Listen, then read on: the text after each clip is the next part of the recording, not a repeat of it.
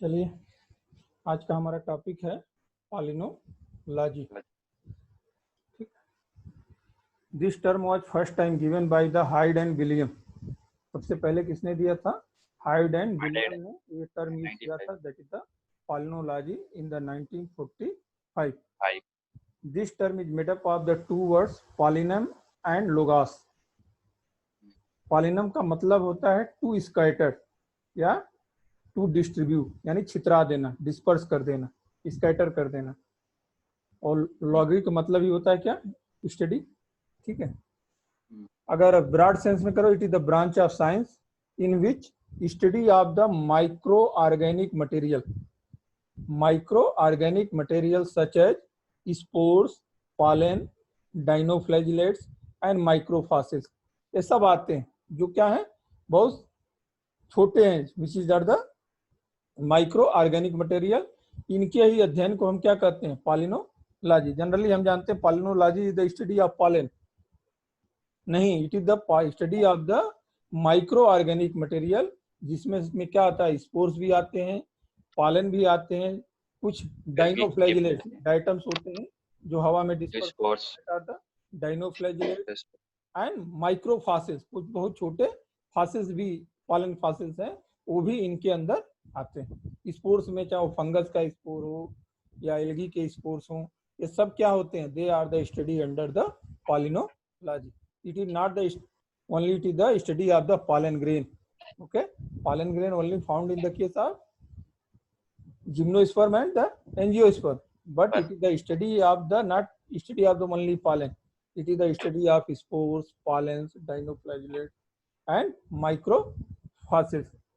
अगर हम इसको पालिनोलॉजी का इतना ब्रॉड कैटेगराइजेशन है कि इसको जो है कई क्षेत्रों में, कई सब ब्रांचेज में डिवाइड कर दिया गया। Like that, pollinotaxonomy, role of the pollen grain in the taxonomy में भी है, तो that branch is called as the pollinotaxonomy. एरोपालिनोलॉजी, हमारे एटमॉस्फेयर में बहुत से पॉलन ग्रेन्स या स्पोर्स क्या है? कंटेमिनेटेड हैं, तमाम तरह के बायो पार्टिकल हैं, ऑर्गेनिक मटेरियल जो एयर में डिस्पर्स हैं, उनके अध्ययन को क्या कहते हैं? That is called as the aeropalynology. Melisopalinology, that is also known as the Melitopalynology. Meliso or the Melitopalynology. It is the study of the pollen grain in the honey. आप जानते हैं शहद किससे बनता है? जो शहद लाती हैं इंसेक्ट क्या करते हैं? हनी भी जाती है और फ्लावर से लाती है, तो उसके साथ पॉलिनेशन भी होता है। ठीक है, तो उसके भी अध्ययन को हम क्या करते हैं? इस ब्रांच में अध्ययन करते हैं, दैट इज द मेलिसोपालिनोलॉजी। जो पॉलन ग्रेन हनी से रिलेटेड है, उनके अध्ययन को क्या कहते हैं? मेलिसोपालिनोलॉजी। फॉरेंसिक पालिनोलॉजी, पॉलन ग्रेन का अध्ययन कहाँ करते हैं? फॉरेंसिक साइंस में, क्रिमिनल इन्वेस्टिगेशन में इनका यूज करते हैं, क्योंकि पॉलन ग्रेन क्या होते हैं? बहुत हार्ड मटेरियल होते हैं।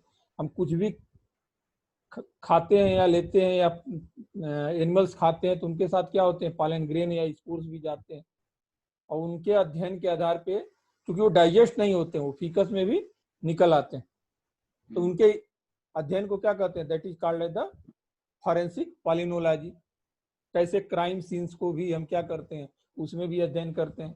सपोज दैट कोई क्रिमिनल्स है, कहीं मर्डर किया, तो हर लोकेशन का क्या होते हैं? प्लांट वेजिटेशन अलग अलग होते हैं, तो वहाँ वो सांस लेगा, इनहेल करेगा, तो क्या आएगा?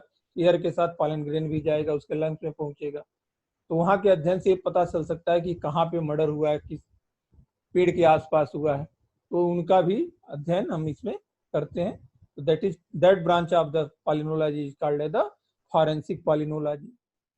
पैलियोपालिनोलॉजी, क्योंकि पॉलन ग्रेन क्या है? बहुत हार्ड मटेरियल है, ये जनरली डेलिकेट नहीं होता है, तो इसको एज सच पड़ा रहता है, फॉसिल्स के रूप में पड़ा रहता है, और वहां से निकाल के जब हम अध्ययन करते हैं तो उसे क्या कहते हैं? That is known as the palaeopalynology. That is known as the palaeopalynology. Another word, it is the study of the fossils pollen, fossils spore के स्टडी को क्या कहते हैं?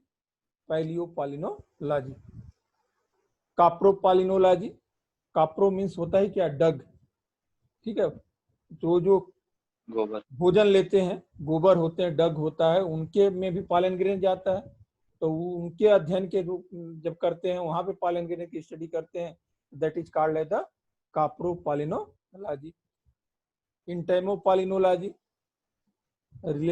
study of the pollen grain in relation with the insect, क्योंकि insect भी क्या करते हैं, पॉलिनेशन करते हैं, इंसेक्ट पॉलिनेशन जिसको बोलते हैं इंटेमोपॉलिनेशन, तो वहां भी क्या करते हैं, इनके अध्ययन को हम क्या करते हैं, इंटेमोपॉलिनोलॉजी।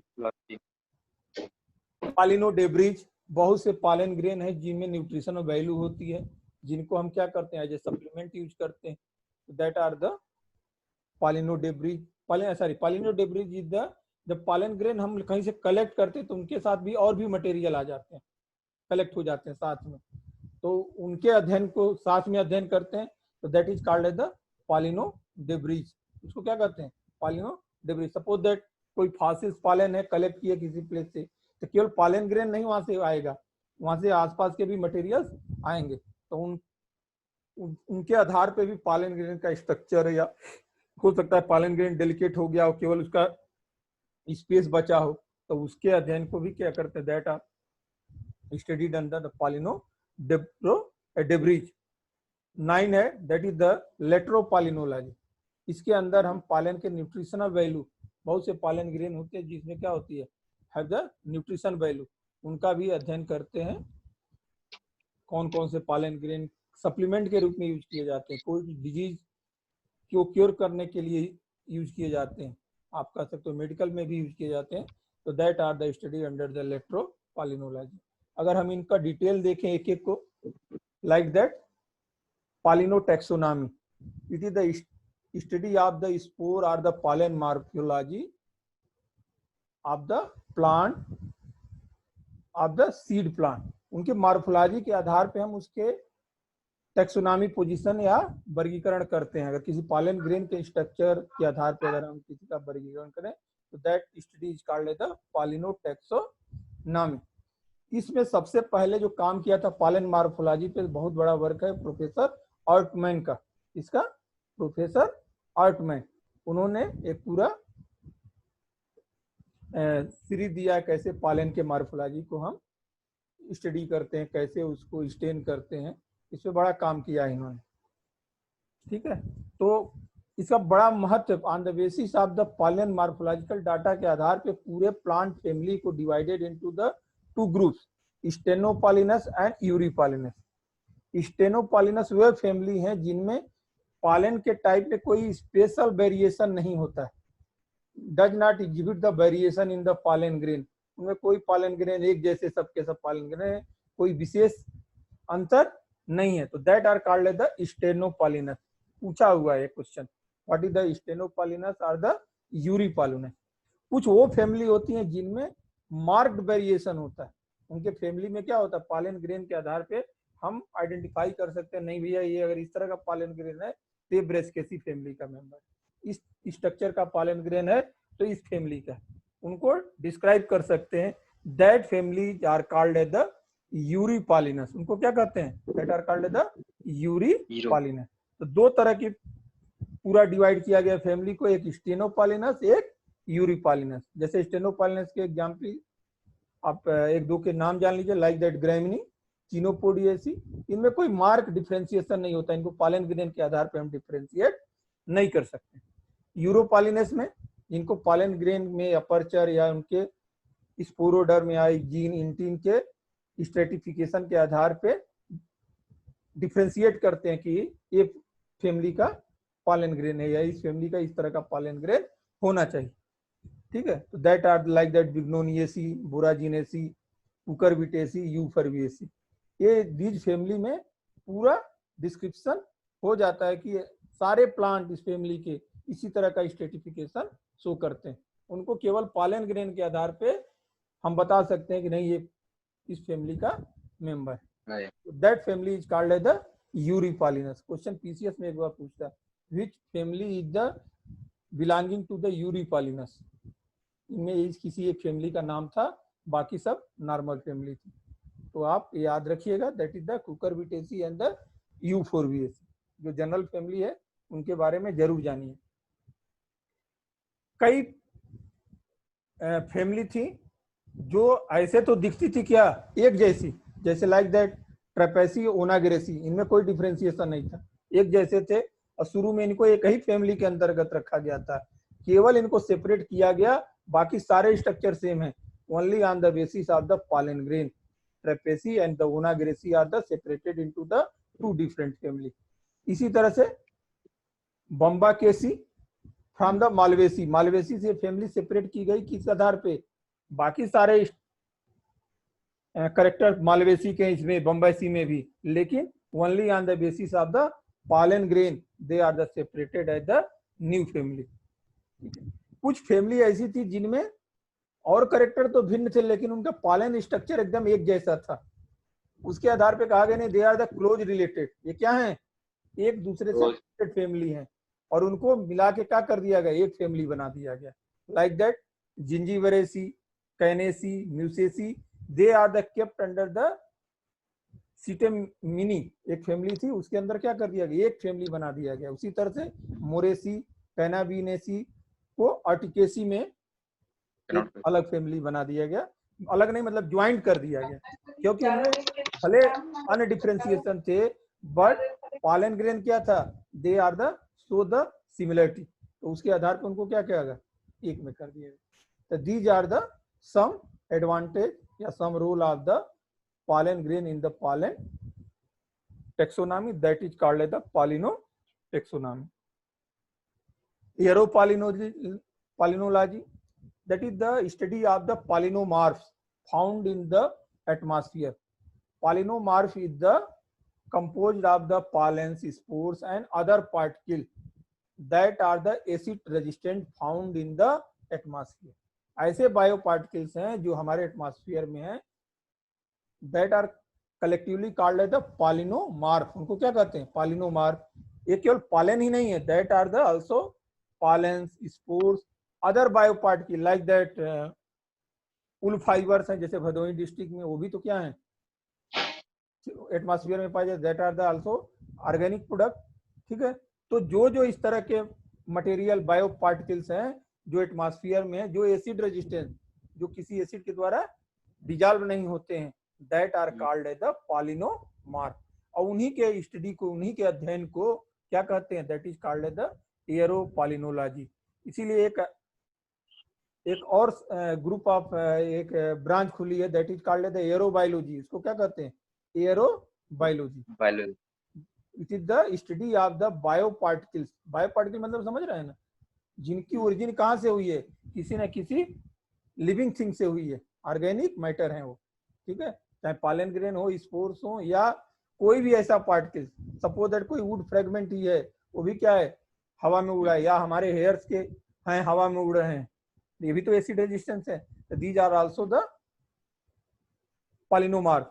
ठीक है, तो इनके स्टडी को ही क्या कहते हैं, दैट इज कॉल्ड द एरोपोलिनोलॉजी और द एरोबायोलॉजी। इनका बड़ा इंपॉर्टेंट होता है स्टडी में, कारण है कि बहुत से ऐसे पॉलन ग्रेन्स हैं which cause the allergy in the some sensitive individual, सब में नहीं, कुछ जिसमें ज्यादा सेंसिटिव होते हैं उनमें क्या करता है, इट कॉज द एलर्जी।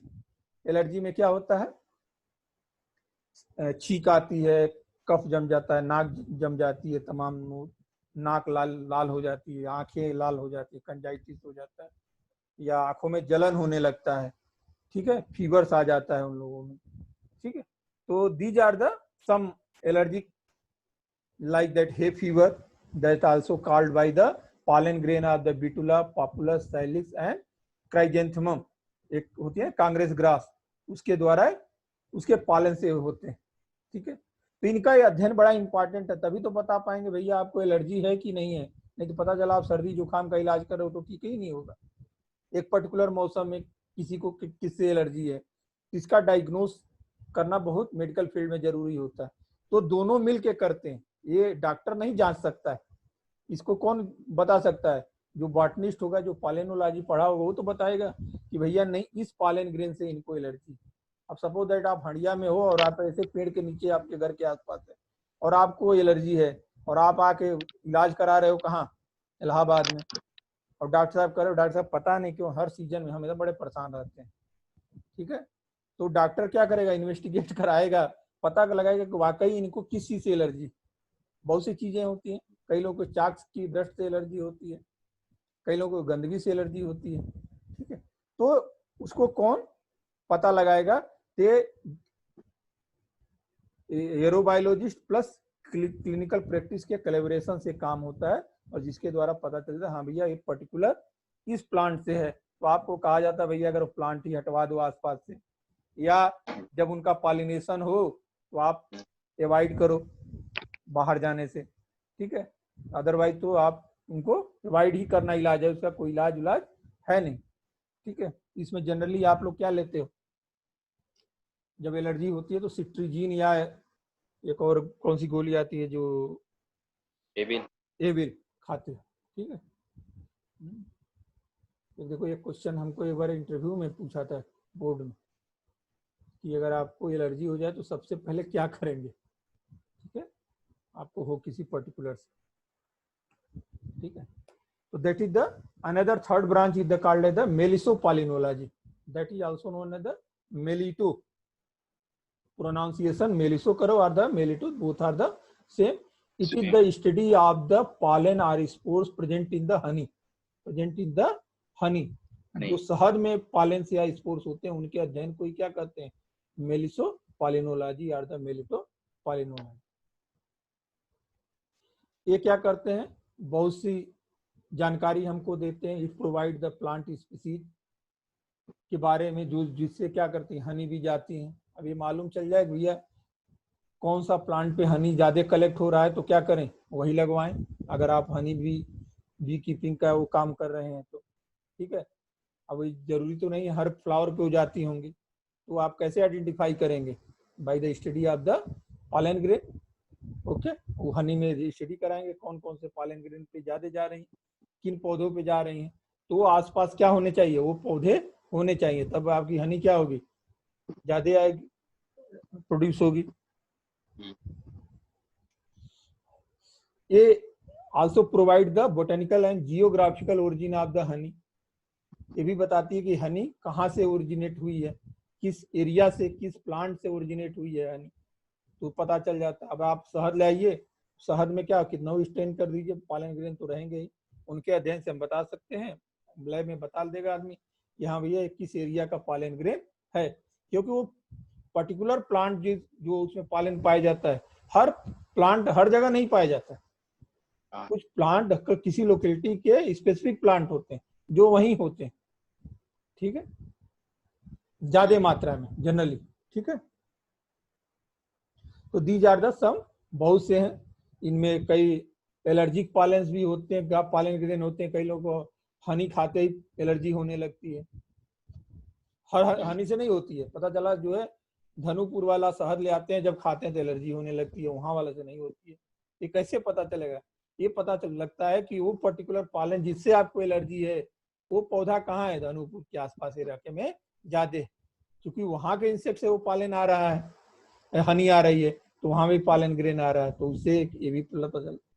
कई जगह जो हनी सैंपल में जो है पॉइजनस पॉलन भी होते हैं कई, जैसे धतूरा, रोडोडेंड्रॉन, इनके पॉलन ग्रेन क्या होते हैं? दे आर द पॉइजनस, तो उनसे अगर हनी सैंपल कलेक्ट हुआ है, हनी आ रही है उनके फ्लावर से, तो दैट बिकम द पॉइजनस हो सकते हैं, ठीक है। तो इनसे भी पता चलता रहता है। Next is the forensic palynology, it is the forensic study of the palynomorph that use as the evidence of the criminal cases और रिसॉल्व द लीगल प्रॉब्लम। कई जगह क्या होती है, कुछ ऐसी प्रॉब्लम्स हो जाती है जिससे इन्वेस्टिगेशन का पता नहीं चलता है कि भैया इसका मर्डर किसने किया है, वो बहुत तरह से साइंस उनका जो होता है क्या बोलते हैं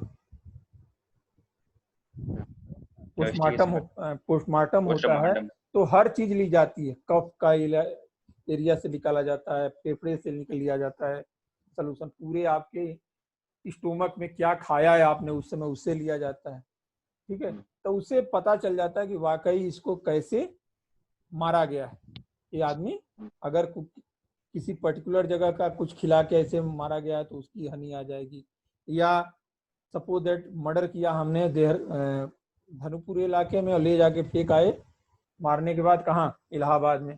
अब इलाहाबाद वाले तो ये सोच रहे हैं कि यहीं आसपास कहीं मार के फेंक दिए होंगे, ठीक है। तो आप पूरा भटका दिए उनको, क्योंकि वो तो ढूंढेंगे, इलाहाबाद में मिलेगा कुछ है ही नहीं उनको आसपास, क्योंकि मर्डर कहाँ हुआ है।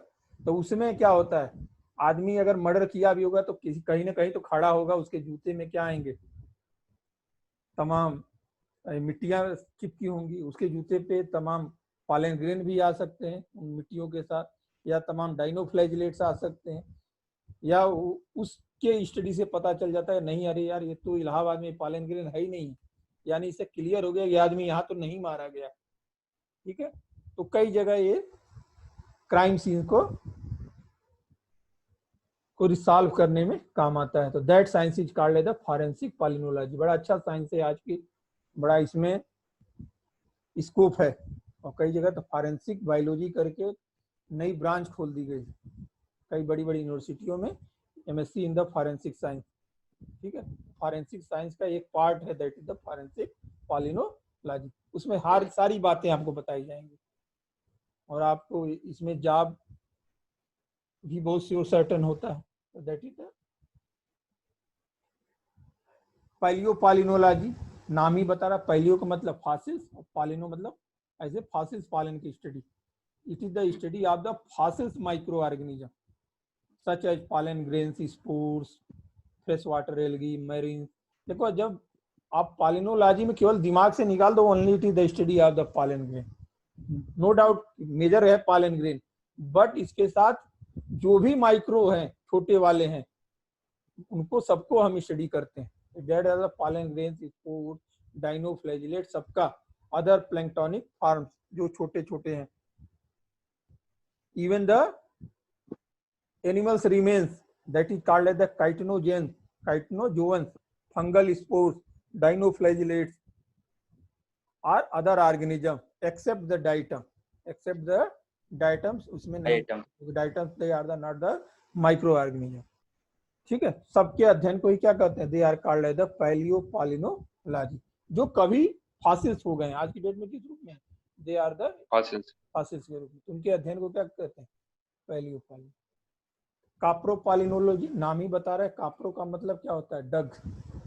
ओके, तो दैट इज द डग में जो स्क्रीटा में आता है, उनके अध्ययन के आधार पे क्या करते हैं, पता लगा लेते हैं। जैसे human coprolite preserve in the dry caves. अब कोई सपोज दैट एक कोई ह्यूमन बीइंग है, बहुत पहले का है और किसी गुफा में खत्म हो गया, सब कुछ खत्म हो गया, वहां उसका स्क्रीटा पड़ा हुआ है, उसके अध्ययन के आधार पे हम क्या एनालाइज कर सकते हैं, यह क्या खाया होगा, क्या खाता होगा उस समय।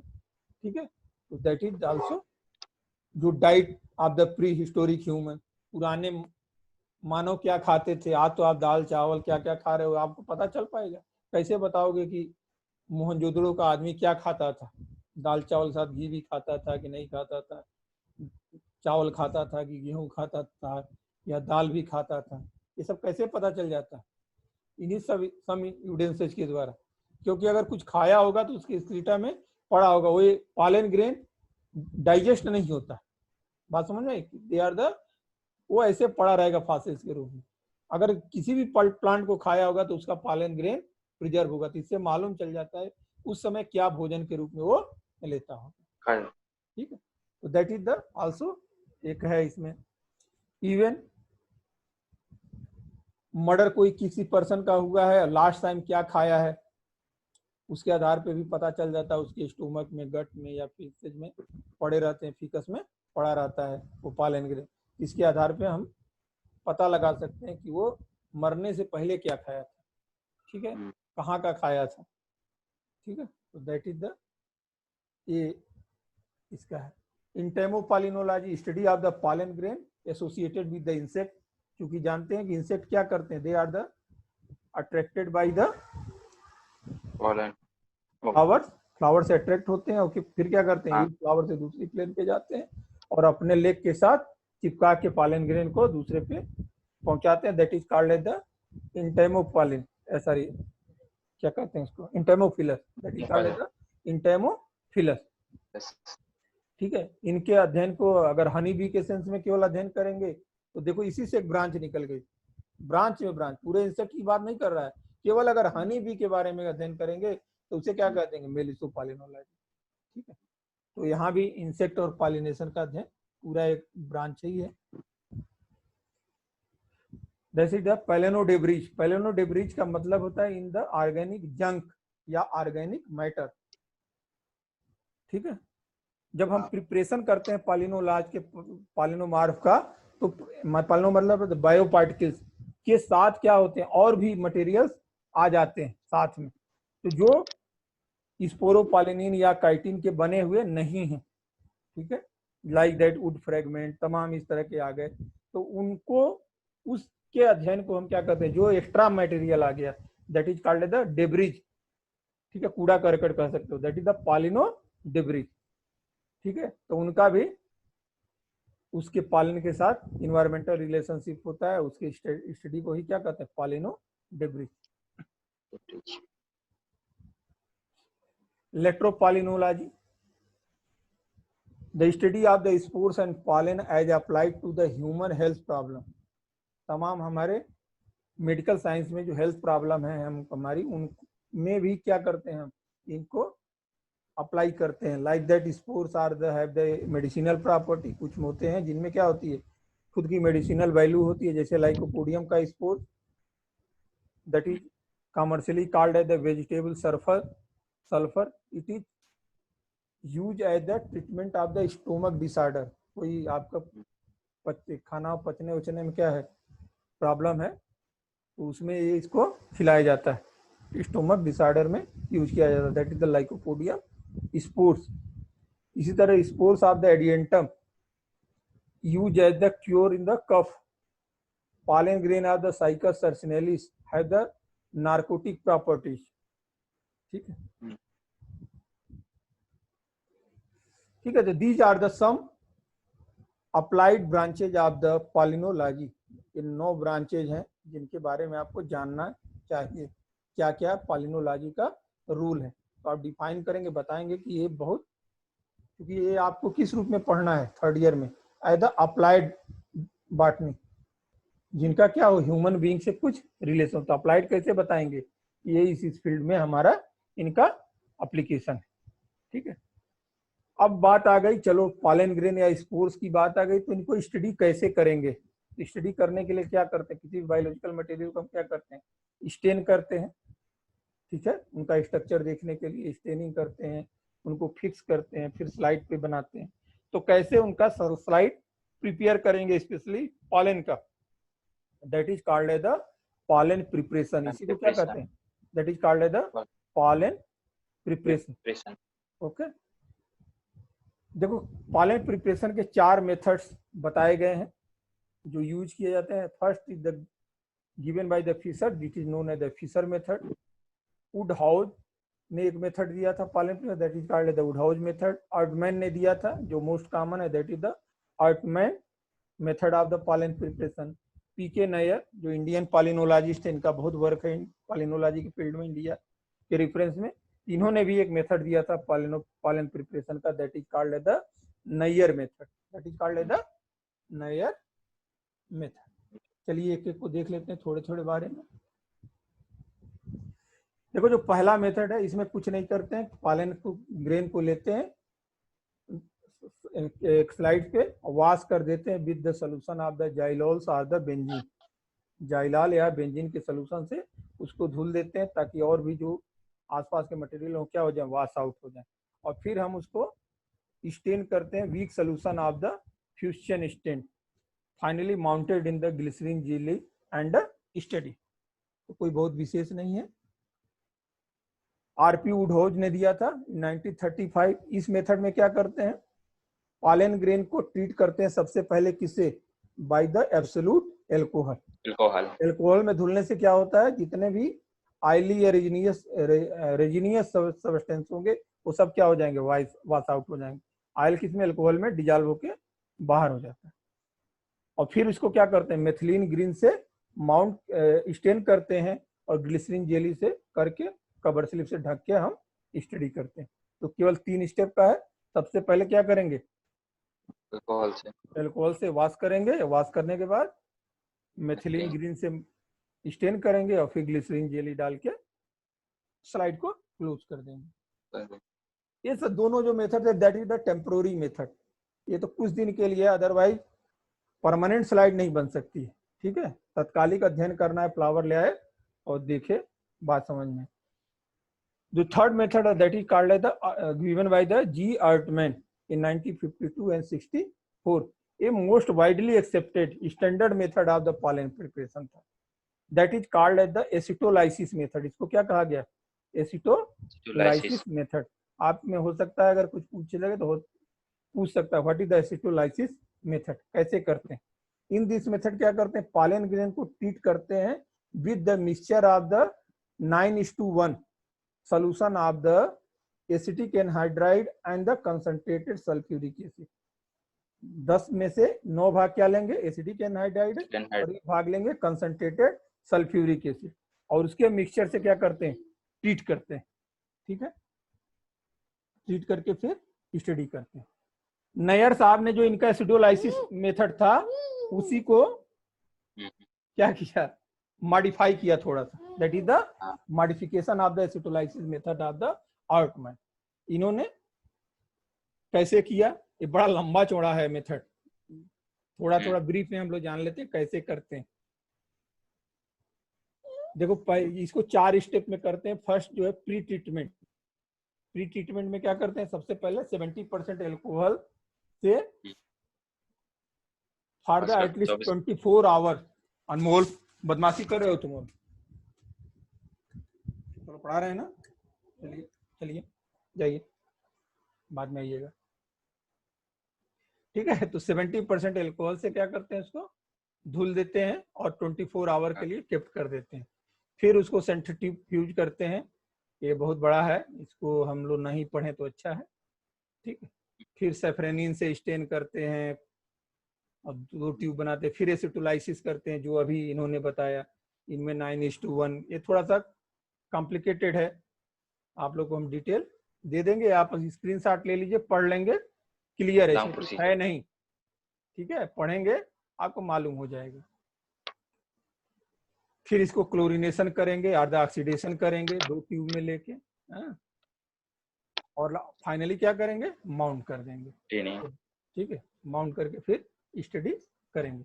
इससे जो स्लाइड्स बनती है that are the permanent slide, क्योंकि इतने देर तक ट्रीटमेंट करने की वजह से जो वाटर कंटेंट होता है पॉलन ग्रेन को पूरी तरह से क्या हो जाता है, रिमूव आउट हो जाता है, बाहर निकल जाता है। और फिर इस कवर स्लिप को क्या करते हैं, पूरा वैक्स से सील करके हम लोग परमानेंटली रखते हैं। देखते नहीं आपने विभाग में ही रखे हुए हैं तमाम ऐसे स्लाइड जो परमानेंट हैं, वो कभी खराब नहीं होते, उनको इसी तरह से प्रिपेयर किया जाता है। ठीक है, तो आप चारों स्लाइड का स्क्रीनशॉट ले लीजिए, इसको पढ़ लीजिएगा, या अलग से हम दे देंगे आपको।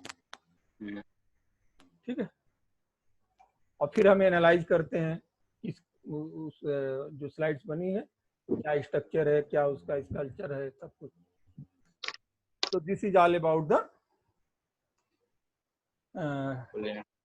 brief introduction of the palynology and the various branch of the palynology या applied palynology and also the pollen preparation। जो अगला हम काम करेंगे इसमें,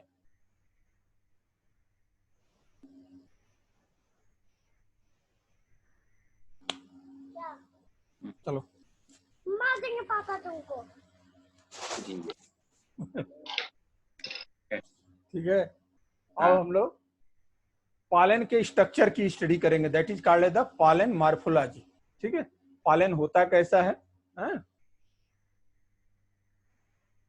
देखो जो पॉलन ग्रेन्स होते हैं that are the exist in the not at the single unit, they are the generally found in the, क्योंकि आपको ऑलरेडी बताया कि पॉलन किससे बनते हैं, they are the reduction division of the pollen mother cells. Pollen mother cells क्या करती है, डिवाइड करती है, 4 सेल्स में बनती है, और वही 4 सेल क्या होते हैं, they are the change into the pollen grain, यानी 4 पॉलन ग्रेन। कुछ में क्या होते हैं, एक ही पॉलन ग्रेन होता है, 3 डीजनरेट कर जाते हैं। कुछ में क्या होते हैं, 2 आपस में जुड़े रहते हैं, जिसमें एक ही रहता है दैट इज कॉल्ड द मोनोएड।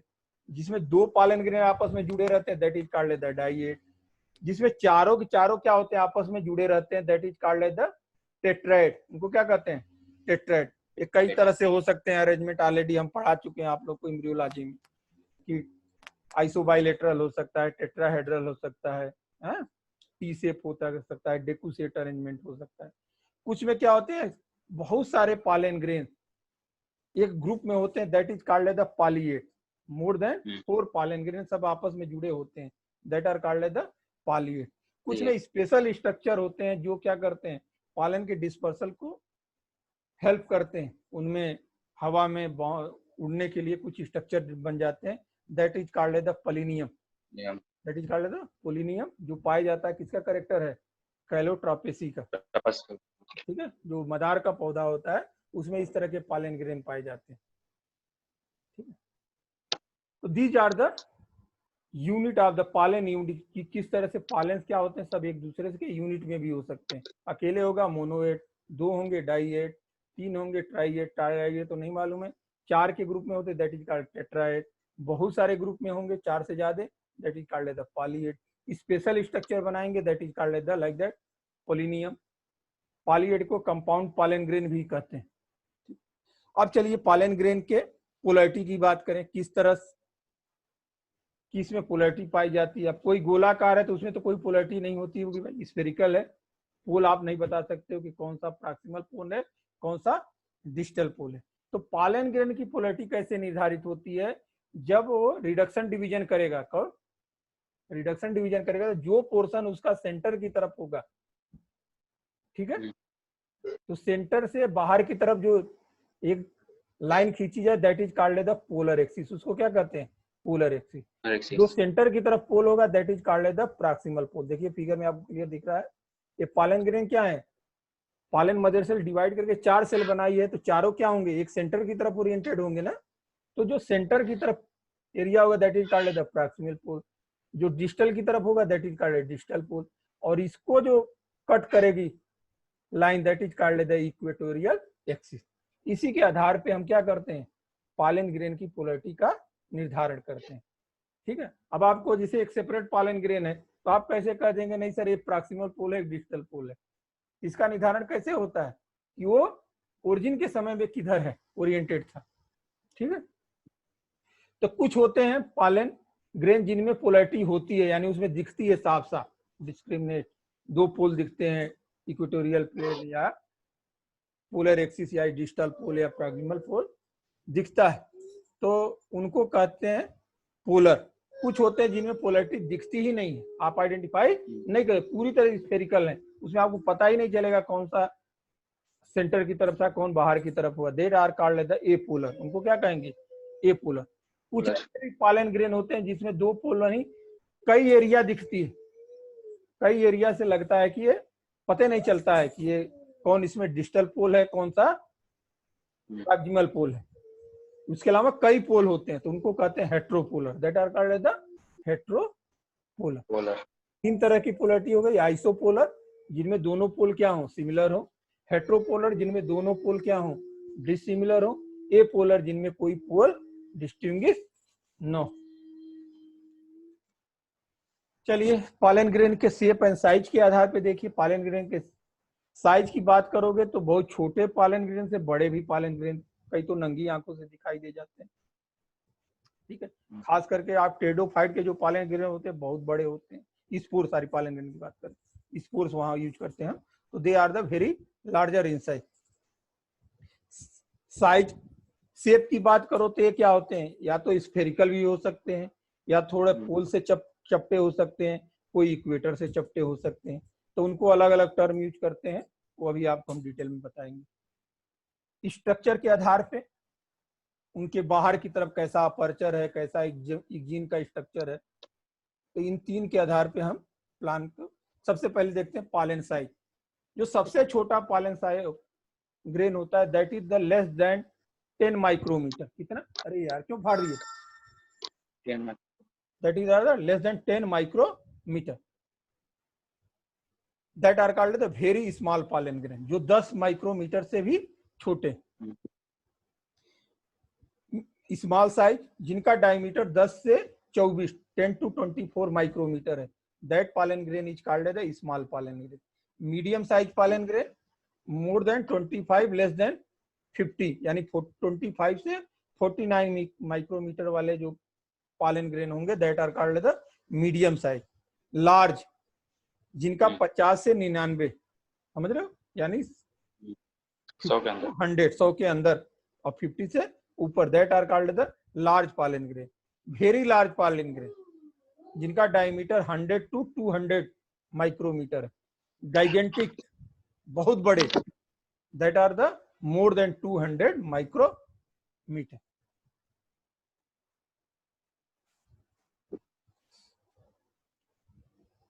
ठीक है. जितने भी विंड पॉलिनेटेड होते हैं जो एयर से हवा में उड़ते हैं उनकी साइज लगभग 10 माइक्रोमीटर से 80 माइक्रोमीटर, बहुत छोटे होते हैं. ये पॉलन ग्रेन क्या होते हैं, हवा में उड़ना है तो उनकी साइज क्या होती है, छोटी होती है. और ये are the generally in the 10 to 80 micrometre, इससे हाँ इसी के रेंज में होते हैं. यानी very small are the medium size के ही मीडियम. चलिए भाई शेप की बात करें. अब देखिए ये है पोलर एक्सिस, ये है इक्वेटोरियल एक्सिस. अब यहाँ पे पोलर एक्सिस का डायमीटर और इक्वेटोरियल एक्सिस का डायमीटर अगर बराबर है तो उसको क्या कहेंगे, दैट इज द स्फेरिकल, गोलाकार. केवल इसके P बाई E के रेशियो के आधार पे, P बाई E के रेशियो, पोलर एक्सिस और इक्वेटोरियल एक्सिस के रेशियो के आधार पे इतने तरह के होते हैं पॉलन ग्रेन. अगर उनका रेशियो लेस देन 0.5 है दैट आर कॉल्ड द पराबोलेट. क्या होंगे, पराबोलेट. अब लेस देन 0.5 कब होगा, जब इक्वेटोरियल डायमीटर क्या हो, ज्यादा हो. ठीक है, जैसे 1/2, तो 1/2 होगा तो क्या हो जाएगा 0.5, यानी 2 गुना है लगभग. ठीक है, तब क्या होंगे पराबोलेट. 0.5 से 0.75 है that is called as the oblate. 0.76 to 0.88 sub oblate. 0.89 to 0.99 that are called as the oblate spheroidal. और अगर एक है एकदम बराबर है दोनों एक्सिस तो that is called as the spherical. 1 से 1.14 प्रोलेट. ठीक है, 1.15 से 1.33 स्फेरॉइडल. ठीक है, स्फेरिकल और स्फेरॉइडल. यहाँ पे क्या है स्फेरॉइडल. ठीक है, सब प्रोलेट 1.35 to 2.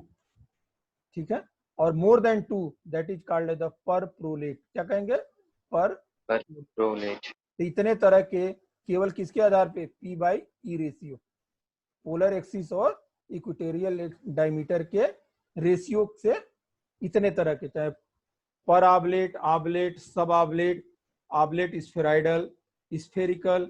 अब उसी की तरह से उल्टा चलेगा, प्रोलेट, स्फेरॉइडल और फिर सब प्रोलेट, प्रोलेट और अंत में पर प्रोलेट. अब ये देखिए ऑबलेट है, देख रहे हैं इक्वेटर क्या है, चपटा. इक्वेटर की तरफ से सॉरी चपटा किधर है, एक्सिस क्या है इसकी दबी हुई है, पोलर एक्सिस छोटी. ठीक है, और यहाँ क्या है पोलर एक्सिस नहीं बल्कि इक्वेटोरियल एक्सिस चपटी, देख रहे हैं छोटी है. तो दैट इज द, और ये क्या है स्फेरिकल. तो जब क्या हो पोलर एक्सिस इक्वेटोरियल एक्सिस बड़ी हो तो ऑबलेट, और जब पोलर एक्सिस बड़ी हो तब क्या होगा प्रोलेट. ठीक है, और अगर दोनों बराबर हो स्फेरिकल. इतना तो याद हो जाएगा ना, ऑबलेट, प्रोलेट एंड स्फेरिकल. अब बात आती है कि पॉलन ग्रेन के स्ट्रक्चर्स आर द अपर्चर. देखो अपर्चर होते क्या, they are the weak area on the spore wall. जो स्पोर वॉल होते हैं उस पे वीक एरिया होते हैं जहां से पॉलन ग्रेन क्या होता है, सॉरी पॉलन ग्रेन जर्मिनेट करता है, यानी पॉलन ट्यूब निकलती, यानी वहां पे जीन क्या होता है बहुत पतला होता है, उसी को क्या कहते हैं अपर्चर. अब उस अपर्चर का साइज क्या है कि नहीं है. अगर नहीं है अपर्चर तो उस तरह के पॉलन ग्रेन को क्या कहेंगे, inaperturate. That are called the inaperturate. ठीक है, लेप्टोमेट, काल्पाई, इलांगेटेड है लेंथ में, लंबाई में है. जैसे यहाँ पे देखिए तीसरा और चौथा देख रहे हैं इलांगेटेड है, तो उसे क्या कहेंगे colpa. That is called the colpus, lengthwise. Pore हैं, गोलाकार हैं, तो उसे क्या कहेंगे? पोर। देखिए यहाँ पे आप 6 से 9 तक देख रहे, 6, 7, 8, 9 सब क्या है? गोलाकार हैं। कार्पोरेट, इक्स अपर्चुरेट, ठीक है। प्रोलेट, अब वो आ जाता है वहां से जो आपको साइज बताया कि ये अभी स्फेरिकल थे, ये सब के सब क्या है? देखिए स्फेरिकल थे, ये क्या हो गया? प्रोलेट है। देखो अब प्रोलेट में कई तरह के हो सकते हैं, ये कालपाई वाले भी हो सकते हैं, पोर वाले भी हो सकते हैं। अब ये देखो, इक्टो अपर्चुरेट एंड इंडो अपर्चुरेट। अब यहाँ पे देखिए जो अपर्चर बन रहा है ये बाहर की तरफ है और ये भी बाहर की तरफ। बाहर से क्या है? अंदर की एरिया क्या है? देखिए बड़ी है और बाहर छोटी है। यहाँ क्या है? बाहर बड़ी है, अंदर छोटी है। तो that is the exoaperturate and the endoaperturate. इसी को क्या कहते हैं? इक्सो जो बाहर की तरफ बड़ी हो, इक्सो, और अंदर की तरफ बड़ी हो, इंडो अपर्चुरेट। ठीक है। और इस तरह से बहुत से आते हैं यहाँ पे टाइप। तो these are the various type of the aperture. गोलाकार हो सकते हैं, कालपाई हो सकते हैं, कई जगह तो क्या होते हैं? इस तरह से उभरे हुए होते हैं, देख रहे हैं? बाहर की तरफ कुछ इस तरह से बनाते हैं, कुछ में क्या होते हैं? कैप बनाते हैं। ठीक है। जैसे 19 दैट इज कॉल्ड द वेस्टिबुलम, इसको क्या कहते हैं? वेस्टिबुलम। 20वां का है दैट इज द कोस्टा, देखिए अंदर की तरफ ऐसे हुआ है। ठीक है। Range of the aperture, number, position and character, इसी के आधार पे पूरा क्लासिफिकेशन किया गया है। अपर्चर के कितनी है, नंबर, कहाँ है पोजीशन, क्या कैरेक्टर है, गोलाकार है क्या है, इसके आधार पे कई तरह के पॉलन ग्रेन होते हैं। नॉन अपर्चुरेट, विदाउट अपर्चर, मोनोकाल्पेट, एक ही है, और क्या हो? काल्पाई मतलब इलांगेटेड, जोनोकाल्पेट मध्य में हो, जोन में, मोनोपोरेट केवल एक गोलाकार हो और क्या हो? एक हो। ट्राइरेडिएट क्या हो? एक ट्राइरेडियल मार्क की तरह हो। साइनो काल्पेट स्टारलाइट, डिप्लोरेट दो हो। डाई काल्पेट दो हो, क्या हो? काल्पाई इलांगेटेड दो हो। डाई काल्पोरेट, ठीक है। ट्राइपोरेट, 3 पोर हो गए। ट्राई काल्पेट, ट्राई काल्पोरेट यानी पोर भी हो और इलांगेटेड भी हो, तो उसे क्या कहेंगे? काल्पोरेट। देखिए 4 हो, टेट्रापोरेट, टेट्राकाल्पेट और टेट्राकाल्पोरेट। यहाँ पे अंदर की तरफ क्या है? Week area. पेरीपोरेट चारों तरफ हो, कोई मतलब, ठीक है। पेरिकाल्पेट एंड पेरिकाल्पोरेट, जब दोनों हो, पोर भी हो और काल्पाई भी हो। ठीक है। जोन में हो, केवल एक जोन में हो, जेट इज कॉल्ड जोनो, उसे क्या कहते हैं? एक प्लेन पे यानी इक्वेटोरियल प्लेन पे हो या पोलर प्लेन पे हो, तो उसे क्या कहेंगे? नंबर के आधार पे 6 पाली पेंटा, अब इनके सबके हो जाते हैं अलग अलग। 3 होंगे तो ठीक है, ट्राई होंगे तो टेट्रापोरेट, टेट्राकाल्पोरेट, काल्पोपोरेट, पेंटापोरेट, पेंटा काल्पोरेट, पेंटा काल्पोपोरेट। हेक्सा होंगे तो हेक्सापोरेट, हेक्सा काल्पोरेट, हेक्सा काल्पोरेट। 6 या मोर देन 6 होंगे तो उसको पाली सब यूज करेंगे, तो पालीपोरेट, पालीकाल्पोरेट, पालीकाल्पोरेट। 3 ही है ग्रुप। ठीक है। इस तरह से various type of the structure of the pollen वाल की अगर बात करें तो क्या होती है? 2 वाल होती है, आउटर वाल और inner wall. Outer wall is known as the exine, क्या बोलते हैं उसको? इक्जीन। और जो अंदर की वाल होती है that is called as the intine. और जो इनर वाल के नीचे जो पतली सी वाल होती है, मेम्ब्रेनस स्ट्रक्चर होती है, that is called as the cytoplasm. ठीक है। These are the made of the pollen wall. ठीक है। यही मिलके क्या बनाती है? पॉलन वाल को बनाती है। इक्जीन भी क्या होती है? 2 भाग में बटी होती है, बाहर की तरफ इक्जीन और अंदर की तरफ जो कंटिन्यूअस लेयर होती है that is called the endexine. इसको क्या बोलते हैं? Endexine. इसमें भी कई इस तरह के होते हैं that is called the columella, और जो बाहर की तरफ फिंगर लाइक प्रोजेक्शन बनाती है that is called the tectum, उसे क्या कहते हैं? टेक्टम। यही दोनों मिलके क्या बनाती हैं?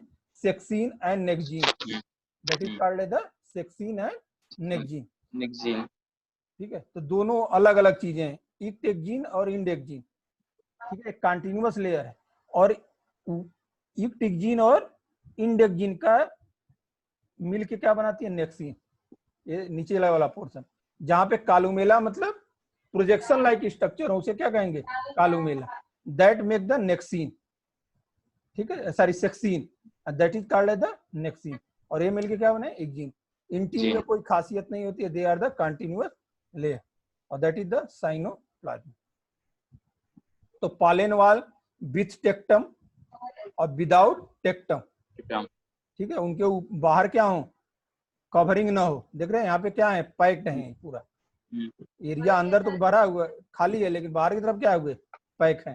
तो इसे क्या कहेंगे, टेक्टेड, और दे आर द इनटेक्टेड। तो इस तरह से आप पॉलन वॉल के सारी बातें पढ़ लेंगे।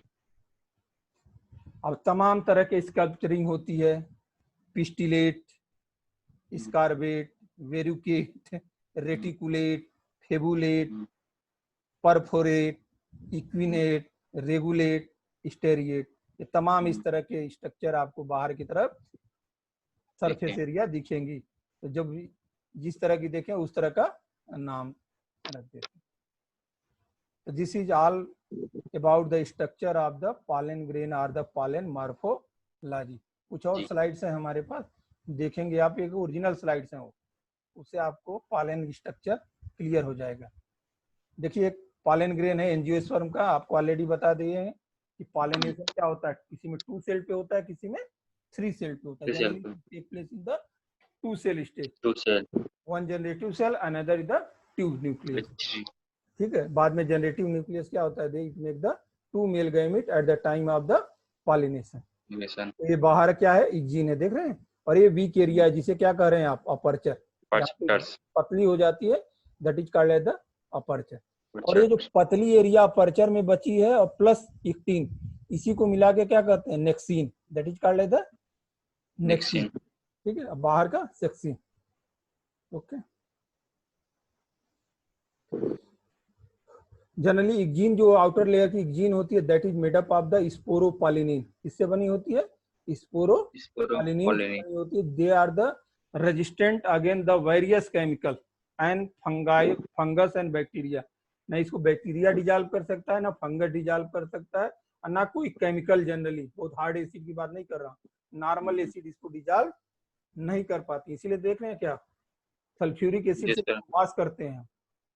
ठीक है, अगर सेल को सल्फ्यूरिक एसिड से कोई वाश कर सकता है, ठीक है, तो दीज आर द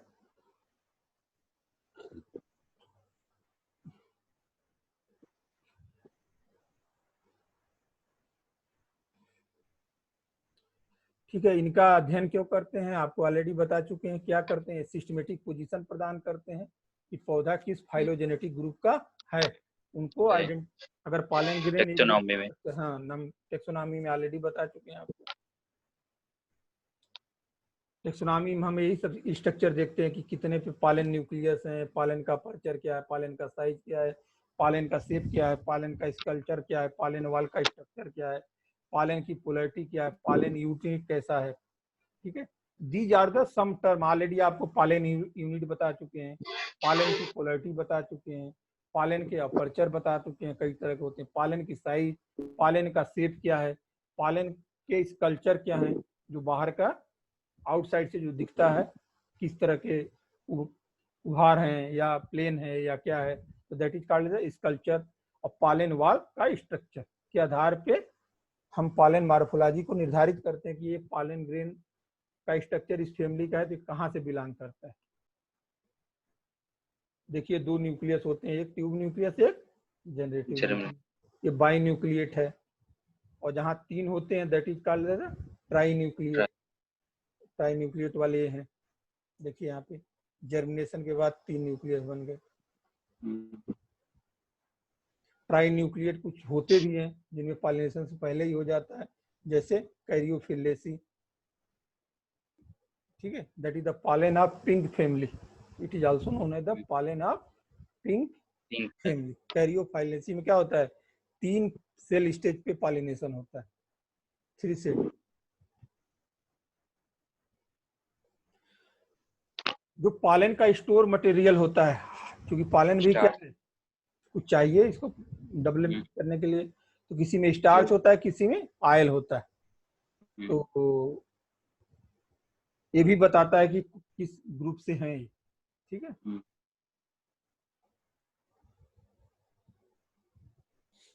पालन यूनिट की ऑलरेडी बात कर चुके, देखिए मोनोएड है, सिंगल है, ये कई पालन है, अकेले में रहते हैं, that is called the monads. जैसे हिबिस्कस रोजा सैन मालवेसी में देखे होंगे, majority of family are the monad. Ericaceae देखे होंगे, देखिए ओरिजिनल है सब, डाइएड, दो पालन ग्रेन क्या हो आपस में जुड़े हुए हैं। देखिए ये है क्लोरेंथेसी, फैमिली में क्या होता है, डाइएड कंडीशन हो सकता है। अब आपको भविष्य में कभी क्वेश्चन बनाने वाले का मूड पूछ दे, जो डीप नॉलेज रखता होगा इससे पूछ देगा किस फैमिली में डाइएड होता है। टेट्राएड, देखिए चारों पालन ग्रेन क्या है आपस में जुड़े हुए हैं। ये क्या है, टेट्रागोनल, ठीक है। ये क्या है, टेट्राहेड्रल, जैसे बाल नहीं जुड़ी होती फुटबॉल में, जैसे ऐसे तीनों साइड से जुड़ी, 3 डायमेंशनल हो। और ये क्या है, टेट्रागोनल, जैसे ये टेट्रागोनल देखो सेपरेट कर दिया ऐसे ऐसे। और ये क्या होंगे, 3 आपको सामने से दिखेंगे, ये क्या किधर होगा, पीछे की तरफ होगा, तो that is called the tetrahedral arrangement. जैसे फबेसी में पाया जाता है आपका कौन सा है पौधा है, पीला पीला फूलता है यार, क्या बोलते हैं, गुलमोहर, मिमोसा प्यूडिका आपका वो आता है।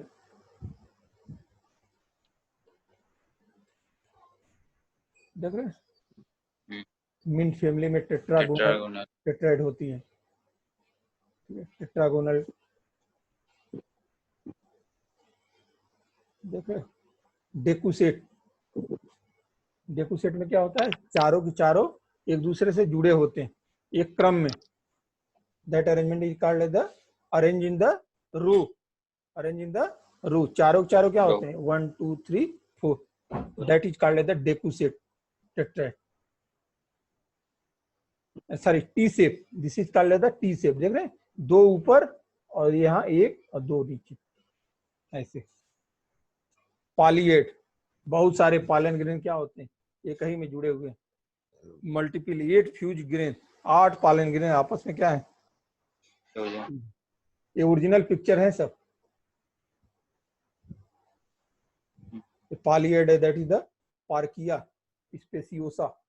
देख रहे हो कितना बड़ा पालन ग्रेन है, कई सारे पालन ग्रेन आपस में क्या है, जुड़े हैं, फैबेसी का member. Pollinium, special type structure, Apocynaceae और आर्चिडेसी में पाया जाता है। देखिए ये है सैक लाइक स्ट्रक्चर पाए जाते हैं, जिससे हवा में क्या होते हैं, ये उड़ के बहुत दूर तक जाते हैं, दैट इज कॉल्ड एज जैकुटेलर, ठीक है। ये भी पूछा हुआ क्वेश्चन है, किस फैमिली में पॉलिनियम पाया जाता है। पालन यूनिट के बारे में ऑलरेडी बात हो चुकी, डाइएड होते हैं, मोनोएड, डाइएड, टेट्राएड, टेट्राएड में tetragonal, tetrahedral and the decussate, polyad, pollinium, सारी बातें हो चुकी। पोलैरिटी की बात करें तो पोलैरिटी हम किससे रिफरेंस करते हैं, on the basis of the equatorial plane. ये पोलर, कोई पोलैरिटी नहीं है, हेट्रोपोलर, कई पोल हैं इसमें, देख रहे हैं, ये अलग है, देखिए इस पोल का स्ट्रक्चर अलग है, इस पोल का स्ट्रक्चर अलग है, तो ये shape that are called the heteropolar. Isopolar, देखिए दोनों पोल क्या है, एक जैसे, that is called the isopolar, example Cucurbitaceae. ये polar, heteropolar and the isopolar, देख रहे हो। अपर्चर की बात करें तो अपर्चर क्या होता है, they are the weak area, यहाँ पे जीन क्या होती है, बहुत थिन होती है, बहुत पतली होती है, they are the delimited region or an opening of the pollen grain wall, जहां से ओपनिंग होती है, पॉलन ग्रेन क्या होता है, जर्मिनेट करता है, ये जो वीक एरिया होते हैं, जो अपर्चर होते हैं, they are the two type, it may be the elongated और it may be the rounded. Round. जब इलांगेटेड होते हैं तो उनको क्या कहते हैं, काल्पस, और जब राउंडेड होते हैं तो उन्हें क्या कहते हैं, pores, that are called the pores. Plural में कहोगे that is called the colpi. This term was first time given by the Takhtajan. Takhtajan ने भी कहा था colpi is the more primitive than the pores. जिन पौधों में काल्पाई, काल्पाई मतलब इलांगेटेड अपर्चर हैं, वे पौधे क्या हैं, they are the primitive than the porate. यानी अगर आप केवल इसी से निर्धारित हो जाएगा जिनके काल्पाई हैं या पोरेट हैं, तो आप बता सकते नहीं ये पहले का, और आप पढ़ रहे थे कहाँ, एडवांस फैमिली में उसको। ठीक है, फंक्शन क्या है इसका अपर्चर का, क्योंकि यहाँ से क्या होता है, पॉलन ट्यूब निकलता है। ठीक है, इसी यहीं पे एक यूज टर्म किया जाता है, that is the harmomegathy, resistant to the decay, resistant to the decay. जो और पोर्शन क्या होते हैं, दैट आर द हार्मोमिगैथी, उनको इतने रेजिस्टेंट डिकेड नहीं होते हैं, खत्म नहीं होते, डिग्रेड नहीं करते। तो दो तरह के हो सकते हैं, सिंपल अपर्चर और the more primitive than the compound aperture. अगर अपर्चर में भी कई बार क्या होता है, स्पेशल स्ट्रक्चर हो जाते हैं।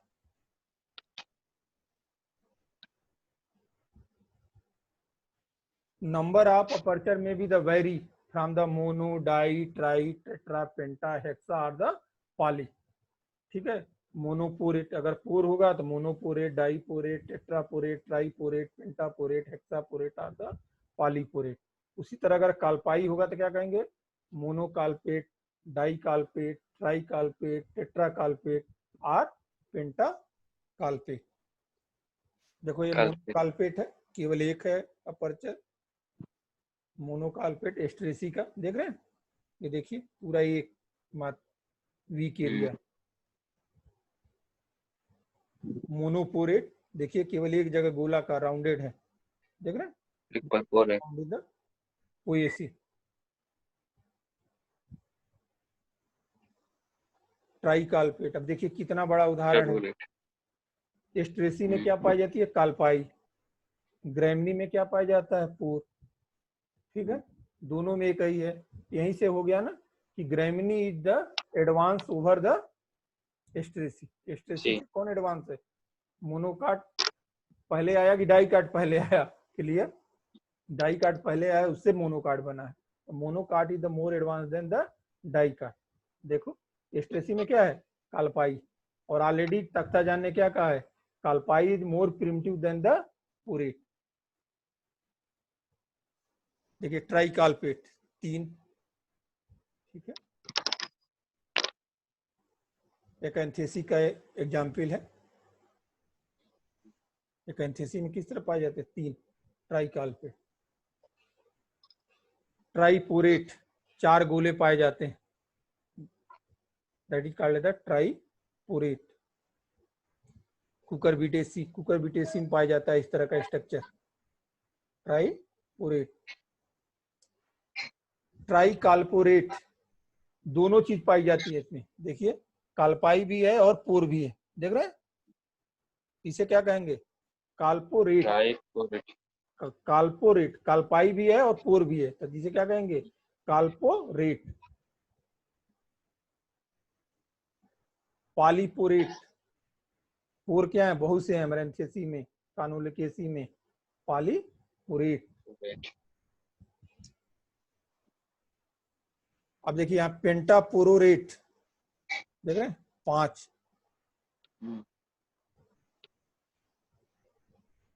इस तरह से आप कई तरह के अपर्चर में आप पढ़ लिए, मोनोकाल्पेट, मोनोपोरेट, ट्राईकाल्पेट, ट्राईकाल्पोरेट, पॉलीपोरेट, पेंटापोरोरेट। साइज की तो ऑलरेडी बात हो गई, नॉर्मल साइज क्या होती है 25 से 50, लेकिन ये रेंज कहाँ तक जाती है, 5 से लेके 200 माइक्रोमीटर तक। ठीक है,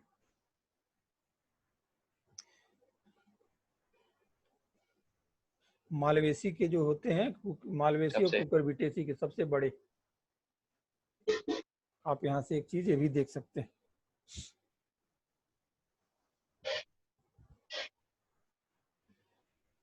इसके आधार पे आप क्या कर सकते हैं, बोरेज फैमिली के जितने बोरोजेनेसी वाली फैमिली होती है उनके पालन ग्रेन क्या होते हैं, बहुत छोटे होते हैं, जबकि कुकुरबिटेसी और मालवेसी फैमिली के मेंबर्स के क्या होते हैं, लार्ज पालन ग्रेन होते हैं। क्लियर। शेप देखिए, इक्वेटोरियल पुलन दोनों एक बराबर है, दैट इज कॉल्ड स्फेराइडल या बॉल शेप। देख रहे हैं, रूबिएसी, कुकुरबिटेसी। ऑबलेट क्या है, ये देखिए इक्वेटर पे चपटे हैं, पोल जो है चपटा है इसका, ऑबलेट। प्रोलेट जहाँ पे क्या है, इक्वेटर चपटा है, ठीक है, पोल लंबा है, लाइक दैट कुकुम्बर, तो that is called the prolate. क्या कहेंगे इसको, प्रोलेट। तो शेप के आधार पे 3 तरह के हो गए, स्फेराइडल, ऑबलेट एंड प्रोलेट। और रेशियो में जाएंगे तो बहुत से आ जाएंगे, ठीक है, वो जो आपको बताए थे पहले, P/T के रेशियो के आधार पे। स्कल्पचर, अगर स्पाइन लाइक कवरिंग है, देखा स्पाइन लाइक निकले हुए कोरोना की तरह, that is the spine like.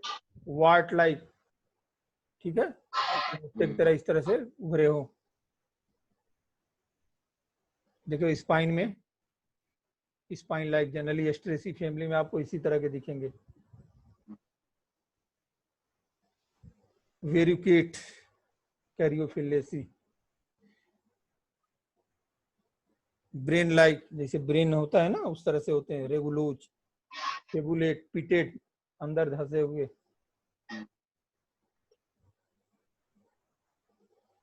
Regulate का एग्जाम्पल है अकैंथेसी और फवेसी। जाल बनाते हैं रेटिकुलम टाइप का, that is called net like reticulate, ठीक है। ऑलरेडी आपको बता चुके हैं, देखिए ये दिस इज द वापर के बाहर की सेक्सीन, नेक्सीन, ठीक है, दैट इज द इंडेक्सीन, इक्टेक्सीन, ठीक है। टेक्टम, जो बाहर की वाल होती है, that is called the tectum. और जो पार्टीशन वाल होती है, दैट इज कॉल्ड द कॉलुमेली। और this is the foot layer, यही मिलके क्या बनाते हैं, इक्टेक्जीन। और अंदर जो प्लेन लेयर होती है, दैट इज कॉल्ड द इंडेक्जीन, यही मिलके क्या बनाती है, इक्जीन। और इनको मिलके क्या कहते हैं, सेक्सीन एंड द नेक्सीन। इंटीन भी 2 पार्ट की होती है, इक्टिन और इंडेंटिन। ये पालन वाल का स्ट्रक्चर।